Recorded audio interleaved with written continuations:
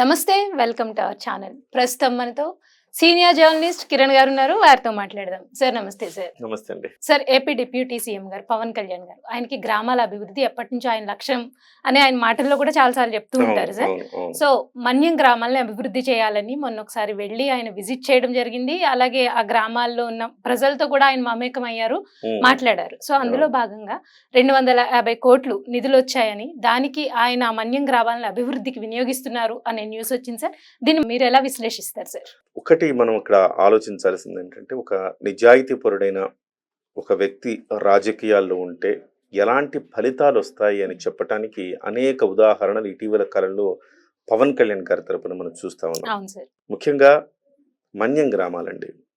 స్వతంత్రం వచ్చి మనకి 1947లో వచ్చింది స్వతంత్రం. ఆల్మోస్ట్ 70-78 సంవత్సరాలు అవుతాం స్వతంత్రం వచ్చి. ఇన్ని సంవత్సరాలుగా కూడా మన్యం గ్రామంలో కనీసం రోడ్లు లేవండి. మరి ఎవరిని మనం తప్పు పట్టాలి? సో పాలకుల్ని మనం ఏ రకంగా వాళ్ళ పనితీరును మనం చూడాలి చెప్పండి. చాలామంది గిరిజనుల కోసం మేము పోరాడుతున్నామని చెప్తారు. ఎస్సీలు ఎస్టీలు మా ప్రాధాన్యత అని చెప్తారు. నిధులు ఎస్సీ ఎస్టీల కోసం నిధులు కొన్ని వేల కోట్ల రూపాయలు ఇప్పటి వరకు ఖర్చు పెట్టారు.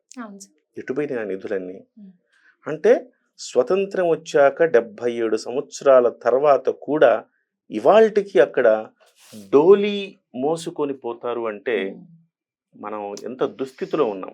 సమాజంలో మనం నిజంగా వాళ్ళను మనతో పాటు వాళ్ళుగా పరిగణిస్తున్నామా? ఖచ్చితంగా లేదని చెప్పాలి. మన్యం గ్రామాల్లో ఉండేవాళ్ళు మన వాళ్ళుగా మనం పరిగణిస్తున్నాము. వాళ్ళు కూడా మనుషులే, మనలాగా వాళ్ళకు కూడా మౌలిక వసతులు కావాలి అని మనం ఏ రోజు ఆలోచించట్లా ఈ ప్రభుత్వాలు.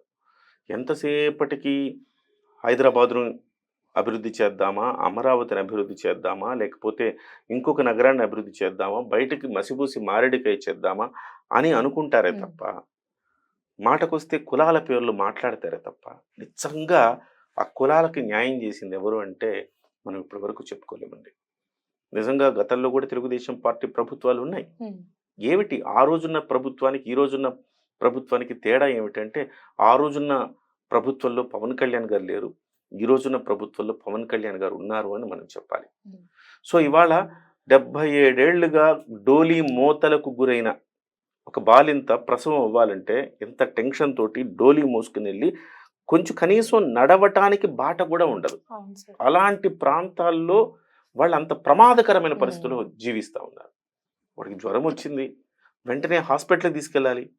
జ్వరం వచ్చి జ్వరాలతో చచ్చిపోయిన వాళ్ళు ఉన్నారు, సకాలంలో హాస్పిటల్కి తీసుకెళ్ళలేక, వైద్యం అందక.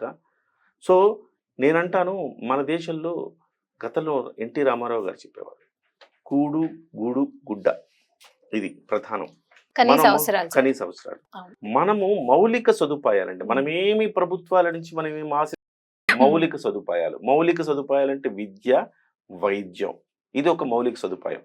మీరు చక్కగా చదువుకోవటానికి బడి ఉండాలా, అలాగే ఏదైనా రోగం వృష్టి వస్తే వైద్యం చేయించుకోవడానికి ఆసుపత్రి ఉండాలి, వాటికి అక్కడ దాకా వెళ్ళటానికి రోడ్డు ఉండాలా, అంతే కదండి. అలాంటి పరిస్థితుల్లో కూడా ఇవాళ లేదు మన్యం గ్రామాలు అంటే మనం నిజంగా ఒక పౌరులుగా మనం సిగ్గుతో తల వంచుకోవాలి.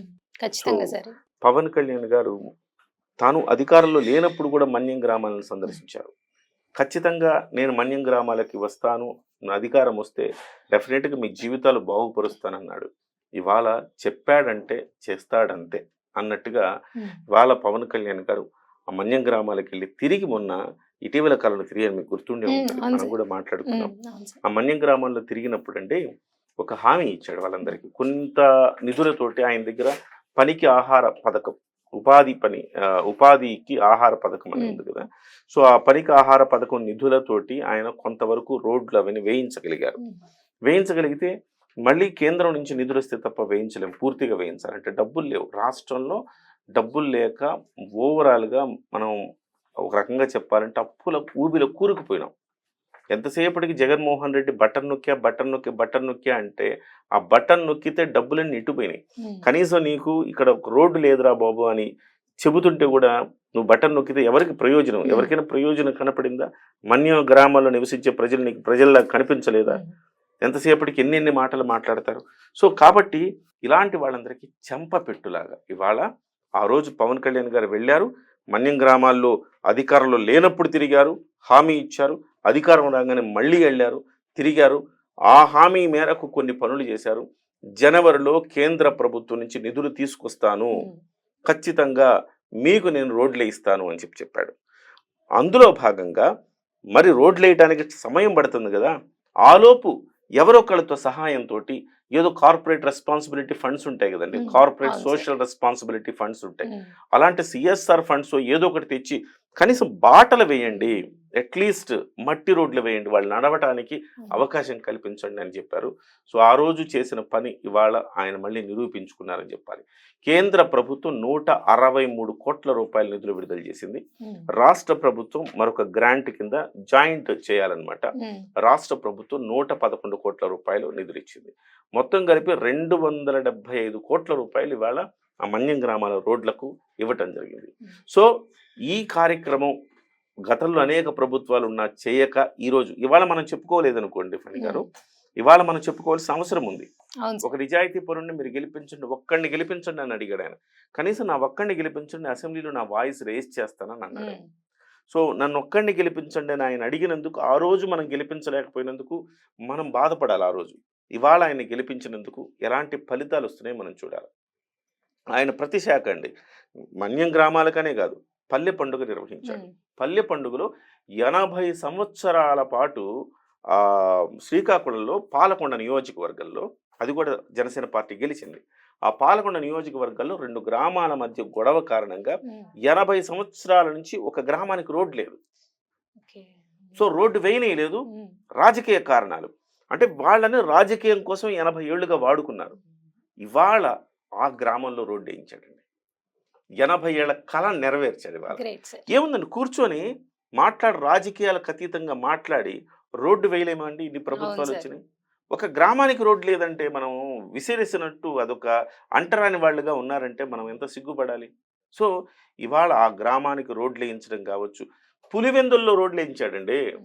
జగన్మోహన్ రెడ్డి ముఖ్యమంత్రిగా ఉన్నారు, వాళ్ళ నాన్నగారు ముఖ్యమంత్రిగా ఉన్నారు, కొన్ని గ్రామాలకు రోడ్లు లేవు, సదుపాయం లేదు, ఆ గ్రామాలన్నిటికీ కూడా రోడ్లు వేయించాడు. మరి పులివెందులు కదా, ఆ జగన్మోహన్ రెడ్డి బాధ్యత కదా, నాకేముంది, నేనెందుకు రోడ్లు వేయించాలని అనుకొని ఉన్నాడు అనుకోండి, వేయించేవాడా? వేయించేవాడు కాదు. కక్షపూరితం, జగన్మోహన్ రెడ్డి గతంలో కక్షపూరిత విధానాలు మనం చూసాం. సో ఎంత కక్షపూరితంగా వ్యవహరించాడు, అమరావతిని ఒక శ్మశానంలా మార్చాడు, అంత సాడిస్ట్గా వ్యవహరించాడు గత ముఖ్యమంత్రి. ఇవాళ ఈ ముఖ్యమంత్రి, ఈ ఉప ముఖ్యమంత్రి పవన్ కళ్యాణ్ గారు సాక్షాత్తు ఆయన నియోజకవర్గంలో కొన్ని రోడ్లు లేవని చెప్పి అక్కడ కూడా రోడ్లు వేయించాడు.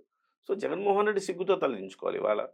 సో తన మన అన్న భేదం లేకుండా ప్రతి చోట ప్రజల కోసం ఎజెండా, ఫస్ట్ ఎజెండా ప్రజలే ఫస్ట్ ఎజెండా.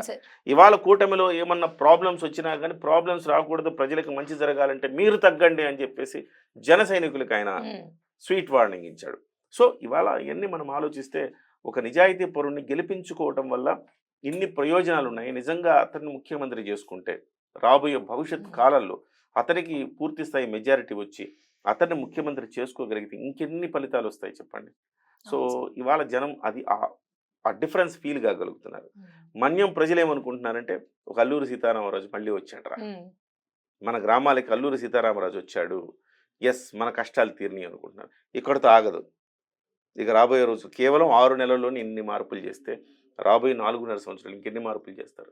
ఖచ్చితంగా ఇది డెఫినెట్గా మనం చర్చించుకోవాల్సింది. మనం ఎప్పుడు చెడు కాంట్రవర్సీలు వీటి గురించి వాడిని తిట్టడాలు వీళ్ళు తిట్టడాలు చర్చించుకుంటూ ఉంటారు తప్ప జనం కూడా ఇలాంటి వార్తల్ని ప్రోత్సహించాలి, చూడాలి, 10 మందికి ఫార్వర్డ్ చేయాలి.